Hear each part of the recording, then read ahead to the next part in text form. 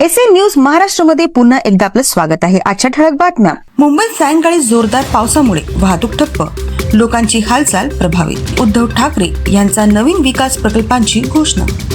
पुणे महानगरपालिकेने सार्वजनिक स्वच्छता मोहीम सुरू केली. मुंबई गोवा महामार्गावर ट्रक अपघात, 2 जण गंभीर जखमी. मराठवाड्यात शेतकऱ्यांसाठी नवीन सेंद्रिय शेती योजनेची सुरुवात. नाशिकमध्ये लसीकरण मोहीम जोरात. दिवसाला 50,000पेक्षा अधिक लोक लसीकरणासाठी येत आहेत. महाराष्ट्रातील महाविद्यालय आगामी परीक्षांसाठी तयारीत. कोल्हापूरमध्ये पर्यटन सत्राची सुरुवात. स्थानिक सांस्कृतिक कार्यक्रमांचे आयोजन. राज्यात वीज पुरवठा सुधारण्यासाठी नवीन तंत्रज्ञानाचा वापर सुरू. मुंबईतील लोकल रेल्वे सेवेत सुधारणा आणि नवे कोचेस लवकरच.